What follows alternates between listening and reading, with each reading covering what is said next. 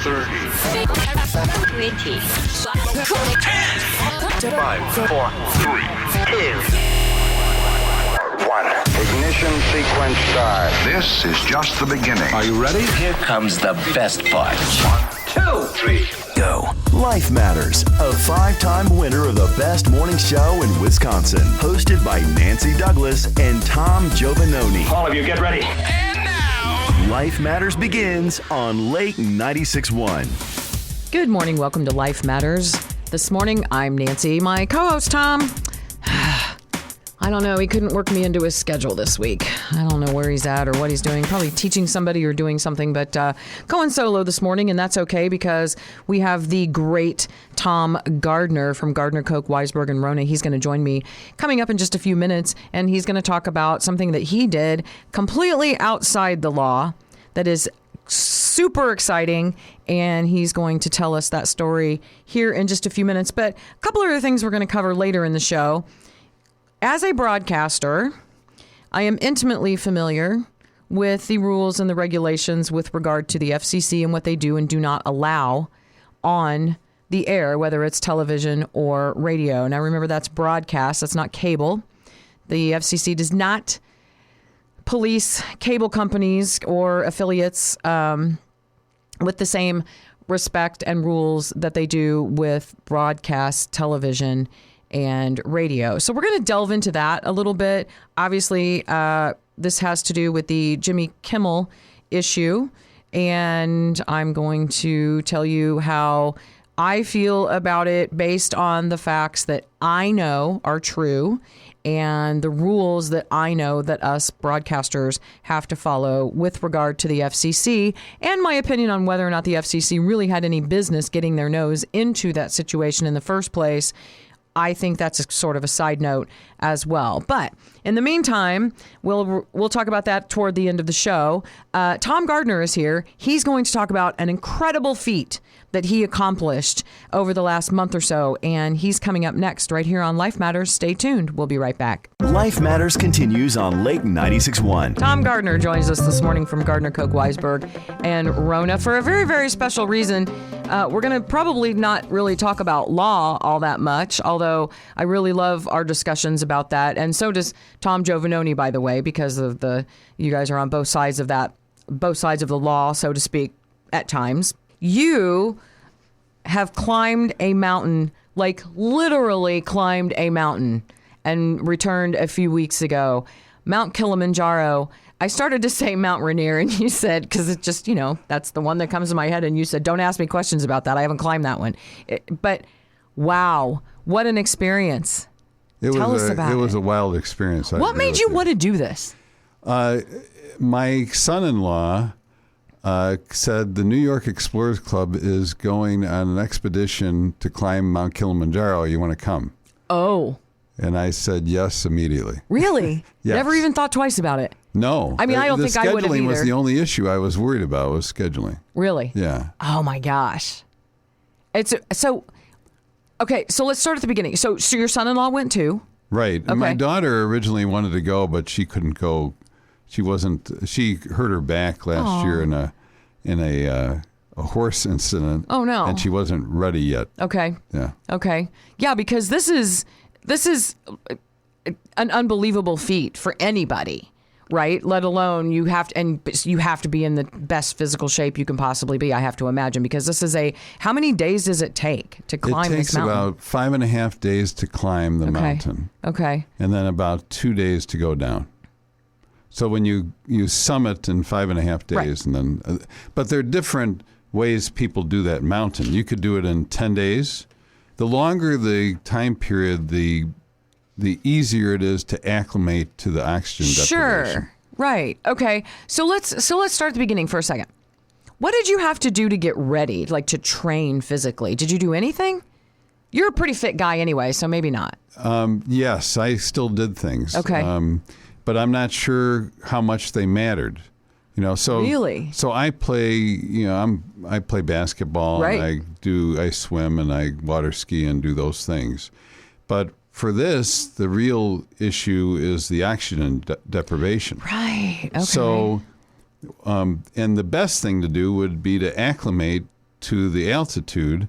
So my original thought was I would go to Colorado, and then I would be there for, climb a mountain or do something for a week or so, and then I would go to Africa and climb Mount Kilimanjaro, but my schedule didn't permit that. Oh. So I was working 60 or 70 hours a week at the time because we had some big cases going on. So I still did. I walked around the lake wearing my, the hiking boots that I planned to wear. Right. That was a great decision. Oh, because good. The boots that I bought to wear were painful. I got halfway around the lake and I decided there's no way I can wear these boots, so I switched boots. Good. That was great. Good plan. I got good boots to wear. See, women need to do that more. We buy shoes all the time. We wear them one time and we're like, these are horrible. And then, we should do that more often. So, and then the other thing that both my son-in-law and I did was we bought these masks that you put on. They're almost like gas masks to use either hiking or on the Stairmaster. And they made it harder to breathe. Sure. Okay. So I got a lot of strange looks at the Y and walking on the lake path with a black mask that encircled my head pretty much. Well, that's okay, but that helped? Was that... I think it helped a little bit, but I'm not sure how much. Okay. Because I think the oxygen deprivation is very... how it impacts people is very idiosyncratic. So... for example, we had one guy who I think was 22 and a triathlete, and he was going to compete in Hawaii, and he gave up at day 3. Oh. So, because he had to, because he wasn't able to deal with the deprivation. So it wasn't really a function of age. I don't know if it was a function of... fitness, though most of the people had some level of fitness that went on the trip. It was more just how the body reacted to the oxygen deprivation. Right. Because it's not like there's, like you said, it's not like there's anywhere that you can go in Wisconsin as far as height is concerned and train for this and try to get that. So you're right. You would have had to go and spend a lot of time somewhere else at an altitude in order to even test yourself for a lengthy period of time in that kind of altitude. And then there's nothing that high, right? I mean, it's graduating. Yeah, that would have been an interesting training feat to try and get ready for that part. Yeah, I think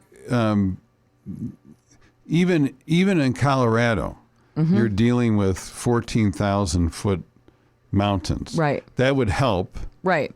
But there's another 5,000 feet to go. Right. That's a lot. And the incremental height differences really matter. Right. So when you get to 19,000, you are feeling far different than at 14,000. Right. Yeah. That's incredible. We're talking to Tom Gardiner with Gardiner, Koch, Weisberg, and Wrona. Also a Mount Kilimanjaro mountain climber just recently. Now, which path? I have a map here. Which route did you take? I don't know the name of the route. I didn't. You were on it the whole time. I could probably find it and look at it. I'm going to show you the map. Let's take a look here if I can see the map. And see. But I am just incredibly impressed, first of all, that you even attempted this at all. I mean, I know you're an athlete, and I know that you are fit and healthy and everything, but even the healthiest, well, like you said, the triathlete quit after 3 days. Like, it would scare the crap out of me to try and do something like this. And you're going to Africa, so there's that travel as well. It's not like, you get on a shuttle bus and you go to, 5 minutes down the road and this was a lengthy travel period just to get there. And then to turn around and climb the mountain. You said, so it took you 5 days to get up and 2 days to get down. Right. And, then you're getting your stuff together, traveling back. I mean, this was a 2-week, right? This is about a 2-week period of time. Yeah, we did a safari beforehand. Oh, fun. We thought that was going to help us with the acclimation, but it turned out that we were at 3,500 feet. Oh, yeah. So we're only 3,000 feet higher than me walking around the lake. Right. Yeah. So that's not exactly helpful. You're right. How many people started out in your group? We started with 40 in our group. Oh, my. And I think about 30 summited. Oh. So pretty good success rate. Yeah, that's really good. But there were porters, there were guides. They were incredibly well prepared. Mm-hmm. So that made it easier. I see here, so the route we took was the Marengo route. Aha. Okay, the Marengo route. Yeah. So the Marengo route is the green one on here. Oh, my. Holy cow. I mean, all the routes are long, but wow. So how often do you stop? What's the schedule look like? The schedule varied. So it was, the first day was the lightest day. So they're trying to acclimate you to the situation. And so it kind of went each day a little bit more. And then the last 2 days was all the excitement. The last 2 days were the most challenging, or you might say horrific, days of the trip. Because what happened is, I think it was Saturday was the day before the summit day, and we summited on Sunday. But it could have been Friday and Saturday. In any event, 2 successive days. Before that, it was challenging, but it wasn't that bad. Right. And it's not a path, it's not a technical mountain. So you see, we weren't rappelling, we weren't using ropes, things like that. But the last 2 days, on Friday, we started the climb at around 9 o'clock, maybe a little bit earlier, and we finished at about 6. And then we ate briefly, and they told us to lay down, that they were going to wake us up at 11:20. So we laid down, but you can't really lay down. You got to have your packs ready. You got to be ready for the next day. So at 11:20, everybody is woken up, or basically told to get out of their bed while they're trying to rest. Right. And that's when the summit begins. So you start in the dark on the next day. So now you've hiked 8 hours. You've laid down for 4 hours in theory, or 3 hours. Right. And now you're going to summit. So we have headlamps. And we went up the mountain. And that day had the most severe incline of the whole trip. Oh. So very steep. And you're heading up what is a route that has volcanic ash all over the place. Okay. So you head up on that day, and you get to a point about 7 o'clock in the morning when the sun is coming up. That is kind of an intermediate point. And then from there, you head up to the summit. So we got to the summit probably around noon or so, something of that sort. The funny thing about this is, when you get to the summit, you would expect that you would stay there, you would celebrate, you would enjoy it. Right. You've worked for 5.5 days and sleeping in tents and under some cold nights, etc. But instead, because you're oxygen deprived, you want to leave as quickly as you're there. So people just took some pictures and started heading right back down. Wow. So, and here's another thing that was interesting. There was my son-in-law, Michael Grin, had put together a group of doctors, and the doctors were doing medical studies the entire time going up the mountain. Oh. So I had a monitor on my forehead. I had a monitor on my chest that ended up falling off. I had one under my arm. We did ultrasound tests at the end of each day. Oh, cool. We had eye tests to check pupil dilation and other eye issues. Right. There were 2 types of tests they did for that. So anyway, all this testing during the course of the climb. and they plan to publish the results of Sure. the test. But when we got to the summit, they didn't do any tests because no one wanted to have tests done, and the medical people wanted to leave too. Right. Oh, my. So you know it's bad when they're like, yeah. yep, forget the research. Let's go. Yeah, so everybody ended up going down. Now, there was one funny thing, and that was one of the people who was part of the medical team. He was a director of a medical facility. He achieved, he believes, the record for the highest pickleball game in the world. Oh, my gosh. Which just constituted, I think, 6 volleys, and he called that good enough. That's good. Well, how many more are you going to get, really? But that's great. That's awesome.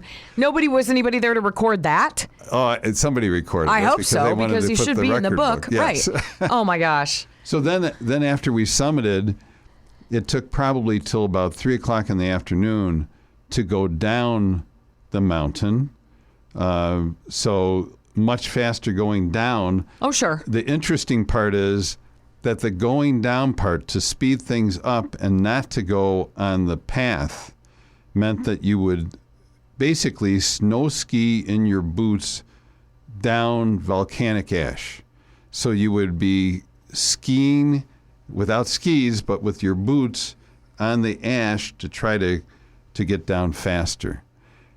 I'm a terrible snow skier, and I'm always defensive. So it took me longer than other people to go down skiing on this volcanic ash. I'm a terrible snow skier, too. I have a funny story about snow skiing. We were at Alpine Valley, and my nephews were like preteen, and I had 4 of them, and they were with us, and we were all standing across the top of the hill, and I was substantially younger than I am now.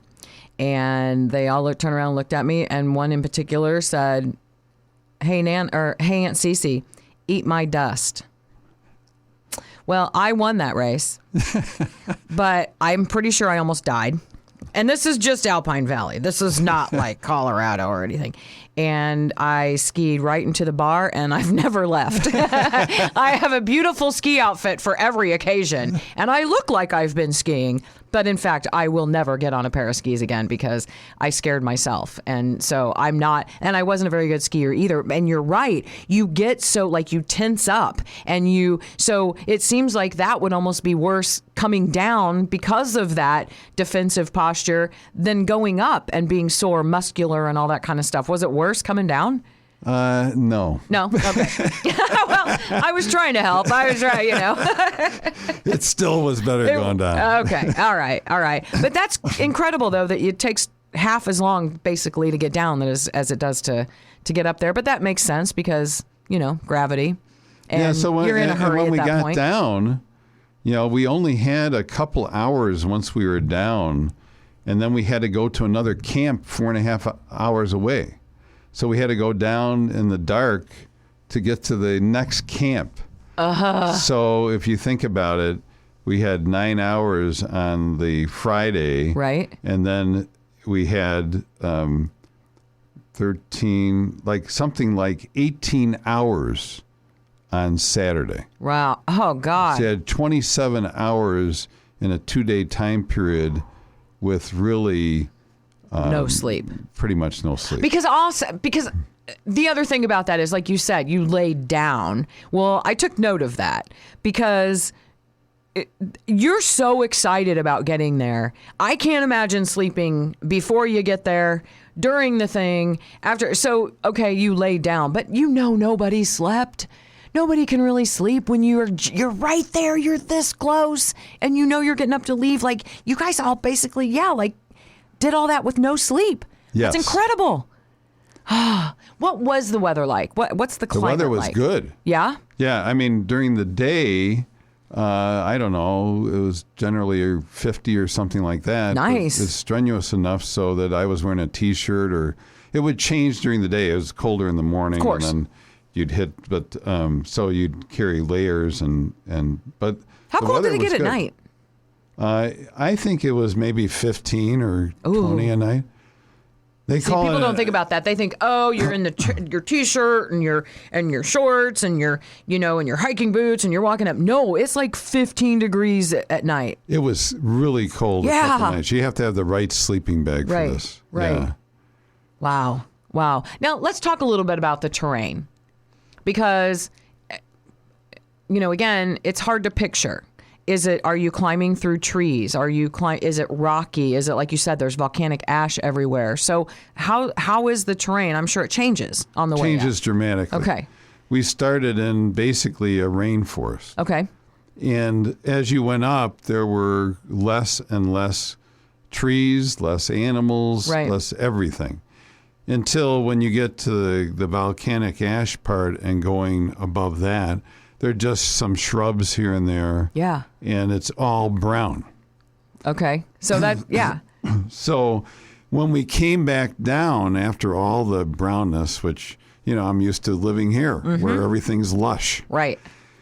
It's like it's a sensory joy to come back down into the rainforest from all the brown and the rocks and all that. Right. Well, you have to consider this is a Mount Kilimanjaro is actually a combination of three volcanoes or something, several volcanoes. Yeah, I think they're dormant. It is that. Yes, but they weren't, and it's hard for things to grow in volcanic rock and ash and lava, and so that's they're at the top. Obviously, it's going to be that type of terrain, but at the bottom, it is able to recuperate from, and you're talking about hundreds of thousands of years ago. Right. Right by the summit, there's actually a glacier there, too. Yes. So that was kind of interesting to see that.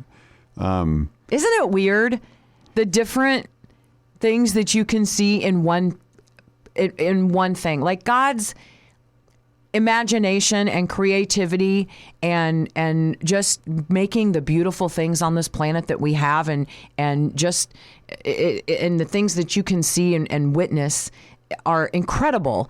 But like things like that, you're at the top of a volcano and the iceberg is right there. Yeah, it's really something. What was your favorite part? Coming home, hugging your wife? That would have been mine. I think, I was happy I summited. I went there not necessarily caring as much about doing that. Yeah. And I even said to my son-in-law at one point when we were near the summit, there was a group of people that were just kind of, I think they were claiming their kind of sub-summit. Right. Calling it a day. I said, are we calling it a day here? It kind of looks like a summit to me. Right. He said, are you crazy? Right. No way. So I'm happy that just achieving it. But, the favorite part was the people. Yeah. Very interesting people. A pleasure to be with, and a real camaraderie, and the group. These are all pretty much strangers. My son-in-law knew one of the guys. Mm-hmm. That was it. Right. And I knew no one except for my son-in-law. Right. But because of the common experience, everybody really considers themselves friends with each other. In fact, on Monday, there's a ceremony called the Return of the Flag, because this was called a flag expedition by the New York Explorers Club. Okay. And I guess the Prince of Morocco or someplace is showing up, and they're having a ceremony for the Return of the Flag. And I think something like 90% of the people that summited are attending this. Oh, my. So it shows you the importance and stuff. Yeah. Yeah.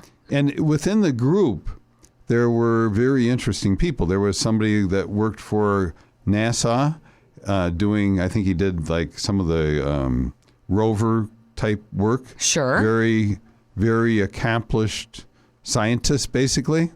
There was an explorer who is a famous explorer in Norway who had traversed the Arctic Circle by himself.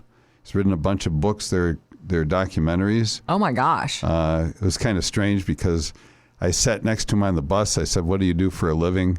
He said, explorer. I said, what do you explore? And he started telling me basically explored a lot of stuff. Right. There was a woman who had worked with Jacques Cousteau in oceanography. Oh my gosh. Just a really interesting, eclectic group of people. On your way back down, did you pass somebody else or do you go a different path on the way down? Actually, I don't remember passing anybody coming down. Yeah, like I wonder, like how often do they take people up? I'm sure it's not like, it's not like a ski hill where you get on the thing and there's just constant people going up and down because the guides are specially trained. The guides, the porters, they are unbelievable. They can carry huge items. They are used to the altitude. Sure. Our guide, I think, had summited over 500 times. Oh my gosh. The guide for us, our little group, and the guide for the overall group had summited more than 500 times. Yeah. So, that's got to be a specialty job. It's not. That's what I'm saying. Is it seems like, but then again, if you live there, and you're, I think it's still a specialty job for them. Yeah. And a lot of these people who served as guides or porters had done it for years, 10, 15, 20 years. Yeah. Wow. That's just amazing. And you're right. The fun part would be the people. Like, are you keeping in touch with any of those people? I'm sure you probably will. You'll just there's a group on WhatsApp that is incredibly active. I'm less active than the group, I would say, but I am not able to go to this flag event, so a lot of the activity is centered around that event coming up. Yeah, it's just awesome. Would you do it again? I would do something like it again, but I'm not sure I would do Kilimanjaro again. Right. What one would you do next if you had a choice? I was talking to a guy I was with last weekend who has traveled all over the world, and I asked him what his best trip was. Yeah. And he said he went to the largest cave in the world in Vietnam. Huh. And that was his favorite trip of all time. Really? So I'm looking into doing that. So you're going to go underground this time instead of above ground. Yeah, and then there's, I think, an Alaska trip too, and the Explorer has promised to put me into contact with a guy who lives in Alaska and does expeditions there. Ooh. So I think that should be a pretty interesting That would trip be cool. too. Yeah. Oh my. So I am just, well, first of all, I'm so proud of you because I know you trained ahead. You were really, really looking forward to this. I didn't realize that you weren't really thinking that you had to do the whole thing. I was thinking that was your theory no matter what and everything. But the fact that I know somebody that climbed and summited Mount Kilimanjaro is incredible. There's really not that many people that make it all the way to the top. There's really not. Because you remember, you might know someone, but these people come from all over the world to do this, not just Wisconsin or Illinois or the Midwest or whatever. Like, there's not that many people that are going to cross paths with you that can tell the stories that Tom can tell me now about climbing Mount Kilimanjaro. And it's just, I can't imagine how incredibly beautiful it was, even though it was such hard work. I just can't imagine. It's like I tell people, and this is just a minor story. My parents lived in England for a few years when my dad was working over there, and my mom and I took my kids and I visited a couple of times, and my mom and I would go on these excursions or whatever. And one of the things that I've said on the show many times is if I was forced to move out of the United States, I would move to Edinburgh, Scotland. I love it there. I love the history. I love the buildings. I love the people. I loved everything about that city. Of all the places that I have been to, that's the one that I just could never get out of my head. But unless you've been out of this country and you have seen something that is that old, houses that have, castles that have been there since before you can even imagine time again, you cannot explain it to somebody else. People still living in houses with thatched roofs. Right? You can't explain that to anybody unless you actually see it or touch it or experience it. And the only way that I will ever experience Mount Kilimanjaro is through you now. And I think you should go. Oh, no, I wouldn't make it through the safari, let alone the day before, let alone get, no. I need a chairlift, like on the ski hill. They build one of those and I'm there. I will get there. But I just know my limitations, and I wouldn't have the patience because it takes patience. It takes physical. Just all of it. Was there ever a point when during the 5-day climb that you were like, why did I do this?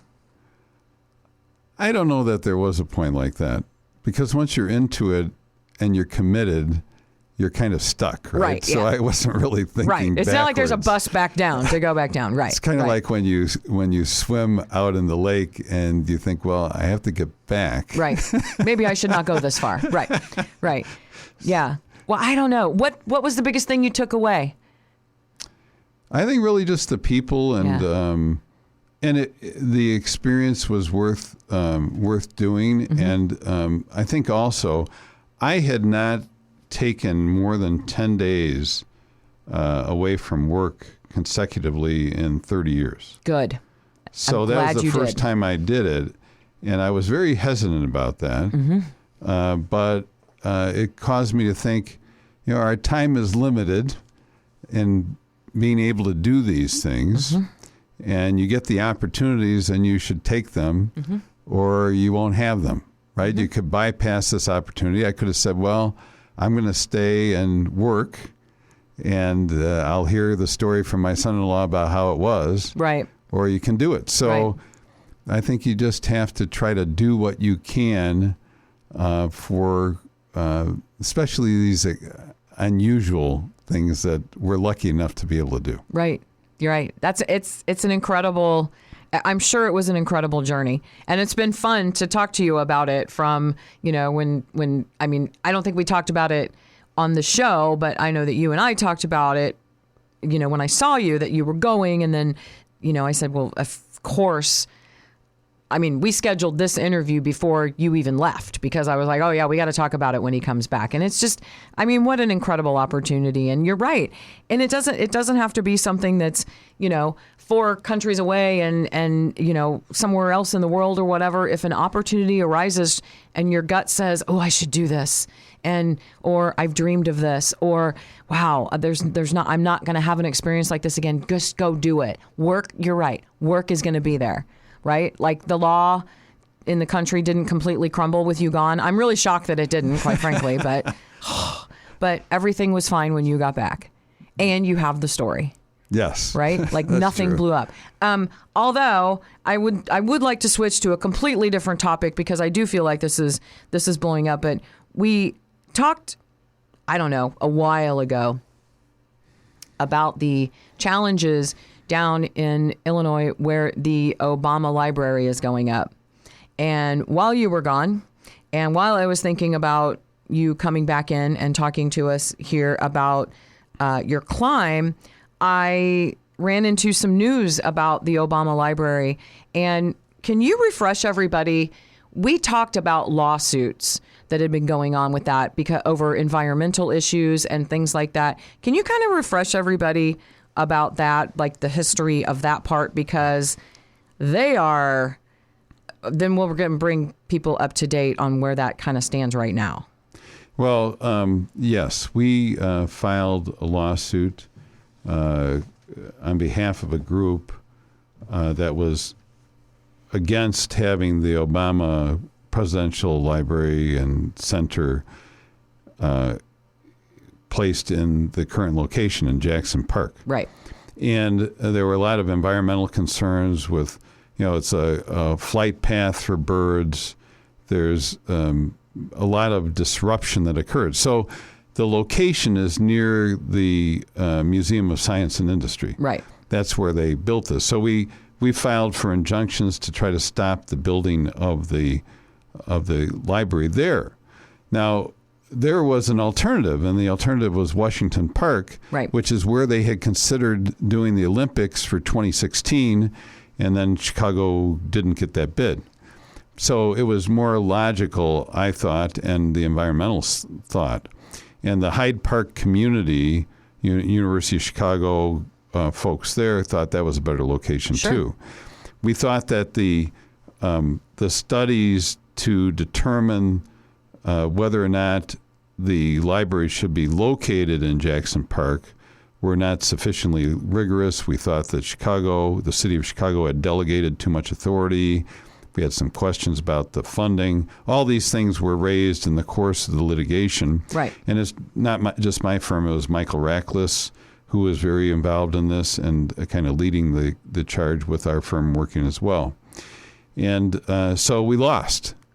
We lost at the district court level. We lost at the Seventh Circuit Federal Appellate Court level. We attempted to go to the Supreme Court. We lost there. There were other claims that we made after initially losing, and those were turned back as well. So, what was their reason for?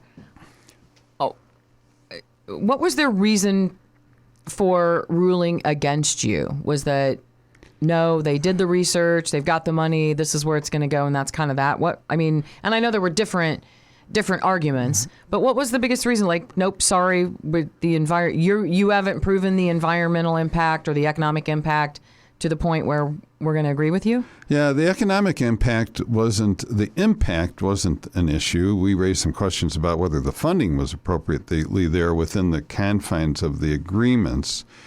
But I think there was a deference given to the Chicago City Council on some issues, to the administrative agencies dealing with this on other issues. Okay. And we were hopeful that that deference wasn't going to be allowed, but it was. Well, so now the community is pretty upset for the most part about this library being where it is.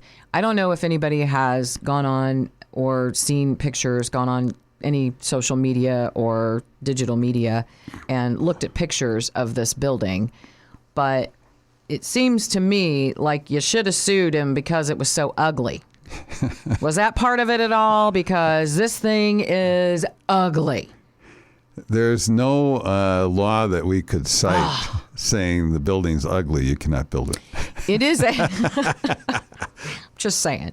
It's the community. It's like this. It's not even round, but it's not square. Looking in the pictures, I don't even know. But it's this tall concrete structure. It basically looks like an 8-story prison. Okay, it's driven up. It's had an economic, or it's had an economic impact on the surrounding community because it's driven up rents. People have had to move. It's had a environmental impact already, just in the fact that what was taken out in order to put it in. People are not happy about it, and this project went from like between $300 and $400 million project. This thing is up to $850 million, and it's not finished. It's not finished, and it's just interesting to me that when you get such a pushback, and you just forge ahead. And you like you said, there was more than one reason why this particular structure should maybe not be in this particular place, and that this other place was a better part of it, or place for it. That I think it's sad that this is supposed to be a monument to a president that made history for many, many different reasons, and he insisted. Or they, or whoever's in charge, you always have to say they because, I mean, really, who's in charge? They insisted it be where it's at, and the community is just not supportive of it. I mean, and it's the majority of the community. They are not happy that it's there. So I just was wondering, are the lawsuits all done? Like, is this it, and that's the end of that? I think the lawsuits are done, and that's it. Yeah. Because now it's almost built. I mean, it's not done, but it's almost built, and... It is a peculiar looking building. Oh, it's weird. It's like what was the word you used? A monolith? Is that what you used? Or who said that? Or did I read that somewhere? Must have read that, yeah. Because you have the Museum of Science and Industry, so you have kind of a 1920s, maybe post-World's Fair structure. Yeah. And then you go to University of Chicago, which is nearby, and you have kind of an old England type structure with the Midway and Roosevelt Chapel and all those buildings there. Right. That even though I think they were built more like 1920, I'm not sure exactly when. But and then you have this structure. Yes, they are very appealing. Yes, they're beautiful. And then you've got this. Yeah, it's very ugly. out of place. It's ugly. So you could not find a reason to sue them to keep it from being ugly. No. Ah. That would be great, though, because we could bring a lot of lawsuits. Yeah, you could. Oh, my God. And see, that's a whole different kind of law. We got that. We can do that. But, Tom, again, so proud of you. And just what an enormous accomplishment making that climb. And that's a hell of a way to spend a vacation. It was great. I know. I know you really like to talk about it, and I know you really enjoyed yourself. And it's just an incredible thing to see. Thanks for coming on and telling us all about it. Thanks for having me. Tom Gardiner with Gardiner, Koch, Weisberg, and Wrona. We'll be back with more Life Matters. We're going to talk a little bit about Jimmy Kimmel and the FCC and whether or not it was a business decision or they were leveraged. I have my opinions as somebody who is in the broadcast industry. We'll be right back after this, right here on Lake 96.1. Stop what you're doing and listen. Stop it. Whoa, whoa, whoa, whoa. Stop right there. Stop. Stop it. Just stop talking. Welcome back to Life Matters. Okay, I teased it at the beginning of the show. I said I would talk about this Jimmy Kimmel, we'll call it a situation, I guess. I have some opinions about what happened, who was involved, how it happened, things like that. But I also can tell you some facts, maybe clear some things up. I mean, we'll see. I will say that my first instinct is that I know that people are saying the FCC or the president leveraged different things or different companies to do different things. And I can assure you that if the president or the chair of the FCC would have tried to use their power to leverage ABC into canceling Jimmy Kimmel's show or suspending him as they have done, that would be extremely transparent on the other side of the issue. What they're saying is that, well, ABC is trying to buy this or buy that, and they need the FCC's approval, and so they're trying to play nice with the FCC, and the FCC took advantage of that situation to leverage the firing or suspension of Jimmy Kimmel. Now, I can tell you again, I reiterate, because of the procedures that have to happen in the process of acquiring networks and things like that, if had that been the case, it would be extremely transparent in the process. So the fact is that it's probably going to end up perfectly legal and perfectly a sound decision, whether or not the FCC agrees with what the consequences were for Jimmy Kimmel or not. That's a personal opinion from the FCC chair that he exhibited or that he portrayed on the interview that he did in subsequent interviews. That doesn't necessarily mean that it's based on procedure and process and law as far as the FCC goes with regard to, quote, leveraging somebody to do something to an on-air person because they just personally don't like him. That's not how that works. And again, it would be extremely transparent. That is a very hard cover-up to accomplish if that's what the case was. So anyway, you've heard people say that the market is who dictated Jimmy Kimmel's suspension. And I can tell you that maybe a comparison that I'm going to make might help you understand how this happened. So let's say that Calvin Klein produced a pair of pants, and they are the producers of those pants. And Target said, yes, we're going to carry those pants. We love those pants. Those pants are great. And they carry those pants for a while, and then perhaps Calvin Klein decides to make a change in how they manufacture those pants and those pants no longer really hold up or are very popular. And here are the key words: they don't sell. They no longer have a place on Target's shelves. Target is not going to keep any product from any manufacturer that does not make them money. Period. So you consider Jimmy Kimmel a product on a shelf. ABC or Disney, ABC produces the Jimmy Kimmel Show. They manufacture the Jimmy Kimmel Show. Sinclair and the other affiliates, they are the targets of broadcasters, just like this radio station. We are the broadcasters. We're the distributors of the product. Okay? When we distribute a product, if we can't sell it, if we can't sell advertising into it, we have to get rid of it. Period. That is the way it works. So again, take Sinclair, for instance. They are a huge affiliate. Sinclair owns a bunch of television stations. A bunch of their stations were having trouble making money off that show with whatever. It was the market. So let me give you an example. And this goes back to, we make the jeans. If they're on the clearance rack because they can't sell, you're probably not going to see those jeans come back into your store. Okay? So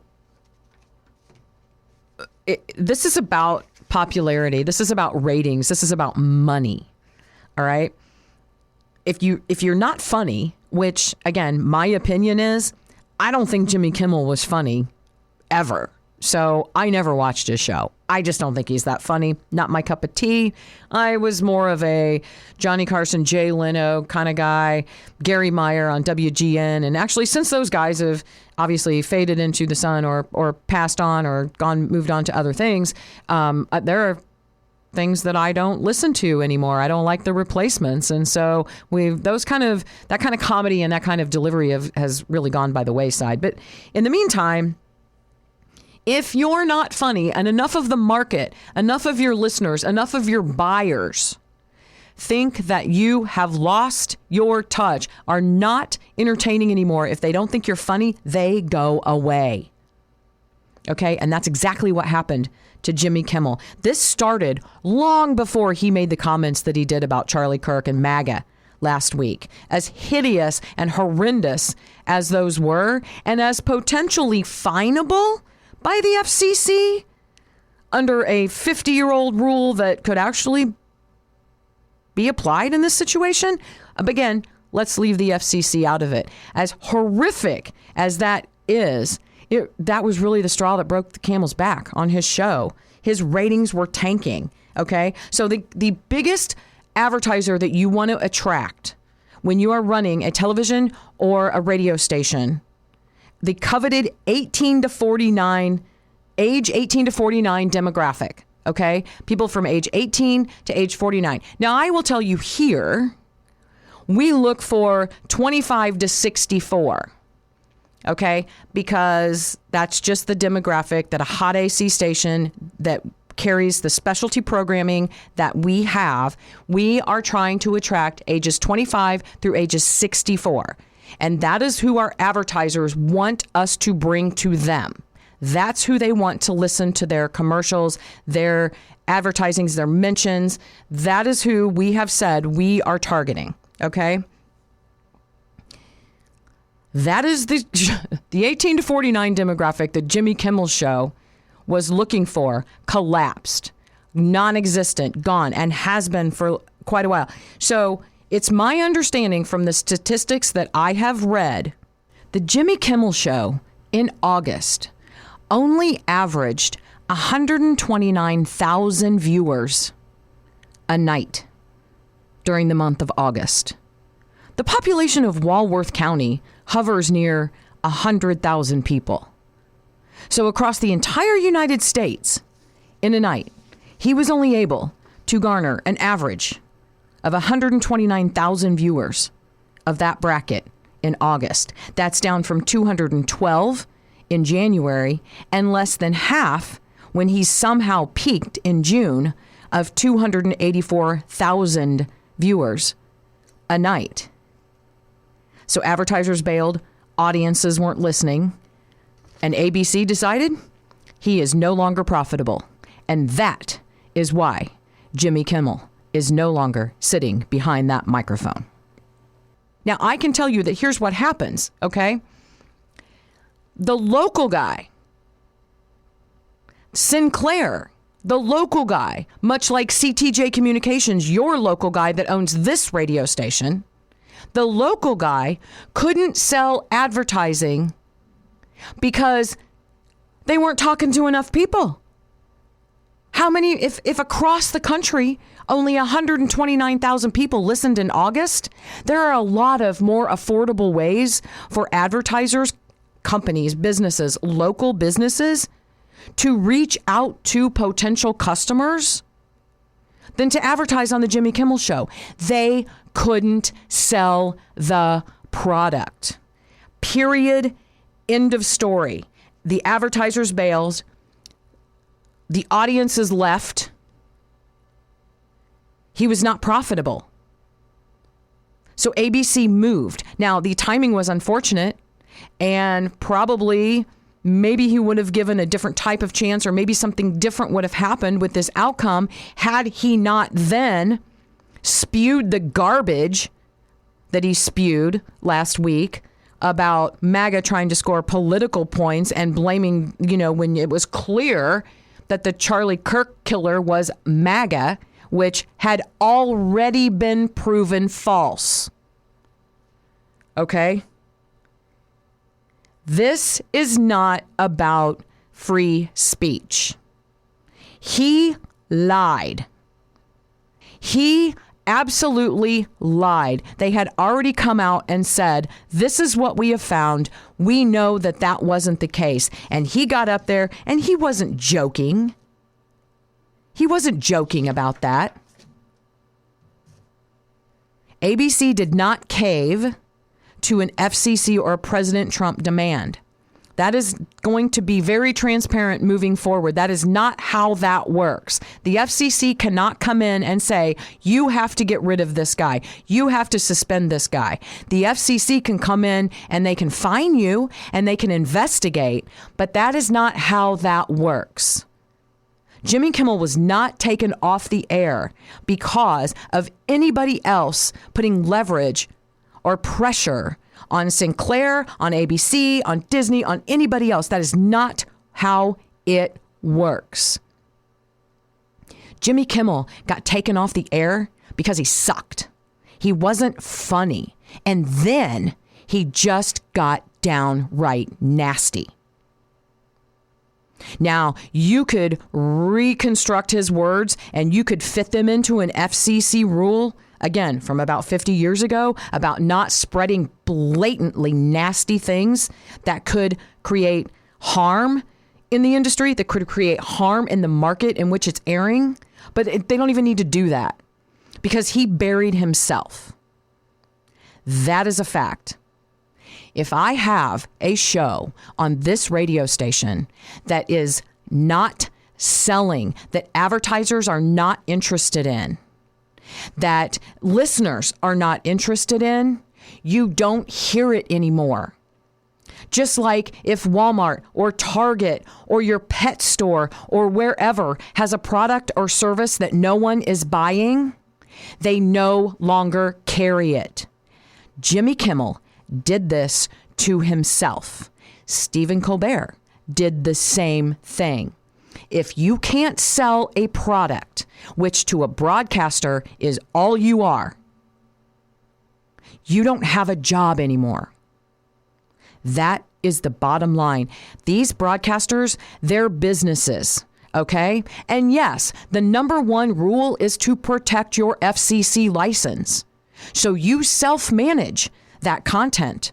If you think that somebody's content, whether you're creating it in your own studio or whether you're creating or whether you are acquiring it from someone else, like the Jimmy Kimmel Show was, you are required to self-monitor. And if those people decided that in Philadelphia or New York or Florida or wherever that kind of content was not serving the market, and it was a bad or negative thing, the affiliates have every right to say we're not going to do that, because we are going to protect our license. We are going to protect what we have worked for all this time for our business.